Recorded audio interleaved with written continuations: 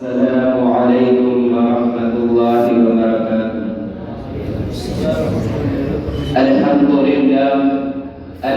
لله الذي لم يتخذ ولدا ولم يكن له شريك في الملك ولم يكن له ولي من الذل وكبره تكبيرا. والصلاة والسلام على من لا نبي بعده. أما بعد، قال الله تبارك وتعالى: يا أيها الذين آمنوا ادخلوا في السلم كافة ولا تتبعوا خطوات الشيطان. وقال النبي صلى الله عليه وسلم: قال الله تعالى: يا عبادي إني حرمت الظلم على نفسي وجعلته بينكم محرما فلا تظالموا. رواه البخاري. اسلام کی فطرت میں قدرت میں لچک دی ہے، وہ اتنا ہی ابھرے گا جتنا کہ دباؤ گے.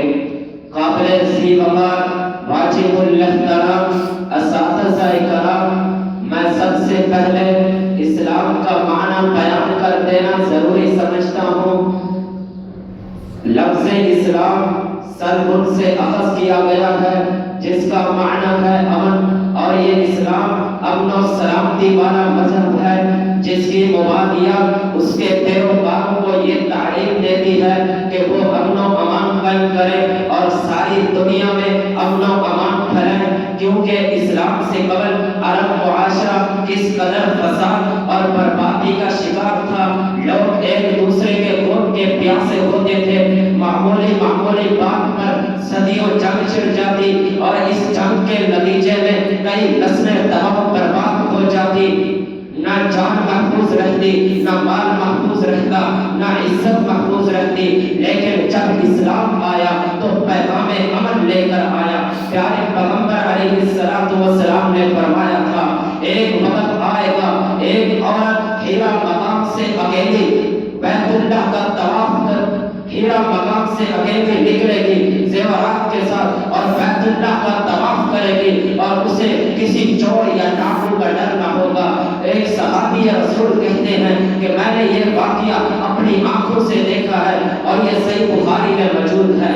قابل ذی وقار اسلام امن و سلامتی کا سر چشمہ اور انسانوں کے مابین محبت کو فروغ دینے والا مذہب ہے. رب العالمین خود اعلان کرتا ہے: یا ایھا الذین آمنوا ادخلوا فی السلم کافۃ ولا تتبعوا خطوات الشیطان. اے ایمان والو، تم پورے کے پورے اسلام میں داخل ہو جاؤ اور شیطان کی قدموں کی تابعداری مت کرو. دوسرے مقام پر کچھ وہ حکم دیتا ہے: ولا تفسدوا فی الارض بعد اصلاحها. سامعین محترم، کسی بھی چیز کی خوبیوں اور خامیوں کو اس کے موجد سے زیادہ کوئی نہیں جان سکتا اور وہ اس کی گارنٹی دیتا ہے.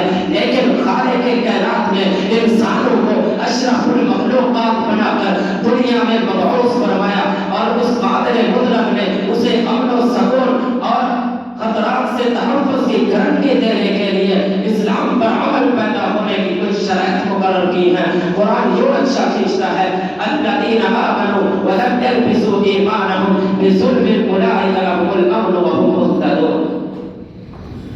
قابل ذی وقار اسلام ہمیں بدکاری اور زنا سے بچنے کا علاج بتلاتا ہے. قرآن کہتا ہے: الزانیۃ والزانی فاجلدوا کل واحد منہما مئۃ جلدہ. اسلام ہمیں دہشت گردی سے بچنے کا علاج بتلاتا ہے.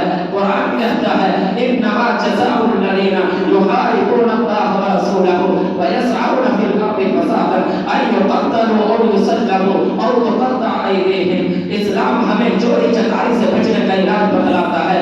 قرآن یوں نقشہ کھینچتا ہے: السارق والسارقۃ فاقطعوا ایدیہما جزاء بما کسبا نکالا من اللہ. اسی طرح پیارے پیغمبر علیہ السلام کے زمانے میں ایک بنو مجذوم قبیلے کی عورت نے چوری کا ارتکاب کیا تو پیارے پیغمبر علیہ السلام کی خدمت میں یہ مسئلہ پیش کیا گیا. آپ علیہ السلام نے فرمایا: اسلامی سزا کے مطابق اس کے ہاتھ کاٹے جائیں. حضرت عائشہ بیان کرتی ہے: ان قریش احبهم شهر المرأة المخزومیة سرقت. انہوں فرمایا وَمَن يَشْتَرِعُ عَلَيْهِ إِلَّا أُسَامَةُ بْنُ زَيْدٍ إلا أسامة بن زيد حب رسول الله صلى الله عليه وسلم فكلمه مسلمة اسامہ رضی اللہ عنہ نے آپ صلی اللہ علیہ وسلم سے سفارش کی. آپ صلی اللہ علیہ وسلم نے فرمایا اتشفع فی حد من حدود اللہ. پھر فرمایا واللہ لو ان فاطمہ بنت محمد صلی اللہ علیہ وسلم سرقت لقطعت یدها. رب ذوالجلال کی قسم اگر اس کی جگہ میری لخت جگر سیدہ فاطمہ ہوتی رضی اللہ عنہ ہوتی تو میں اس کے بھی ہاتھ کاٹ دیتا. سامعین محترم، سر عام چوری پر ہاتھ کاٹنے سے پورے معاشرے میں چوروں کی ماں بڑھ گئی اور پورے معاشرے میں چوروں کا نام و نشان ختم ہو گیا. اگر آج ہمارے معاشرے میں حقوق اللہ کا لباس کیا جائے، رب ذوالجلال کی قسم چوری کرنے والا چوری نہیں کرے گا، زنا کرنے والا زنا کے قریب نہیں جائے گا، دہشت گردی کرنے والا دہشت نہیں کرے گا. لیکن آج مسلمانوں کی حالت ایسی ہو چکی ہے کہ وہ کفر کے سیلاب کے سامنے تنگوں کی طرح بے حیثیت اور لاچار ہو چکے ہیں. قابل ذی بغور اسلام صرف دنیا میں امن و سلامتی کا حکم نہیں دیتا بلکہ آخرت میں بھی امن و سلامتی کی جگہ جنت مل جاتی ہے. قرآن کہتا ہے ان المتقین فی مقام امین فی جنات و عیون. اسی طرح اسلام کو معاشرے میں بد امنی کو بھی گوارا نہیں کرتا اور اسلام ہر قسم کی کشمکش کو ختم کر کے اور ہر قسم کی کشمکش کو ختم کر کے ایک پرامن اسلام، ایک پرامن ماحول میں لوگوں کے درمیان الفت پیدا کرنا چاہتا ہے. قرآن کچھ یوں نقشہ کھینچتا ہے وَاذْكُرُوا نِعْمَتَ اللَّهِ إِذْ كُنتُمْ أَعْدَاءً فَأَلَّفَ بَيْنَ قُلُوبِكُمْ فَأَصْبَحْتُمْ بِنِعْمَتِهِ إِخْوَانًا.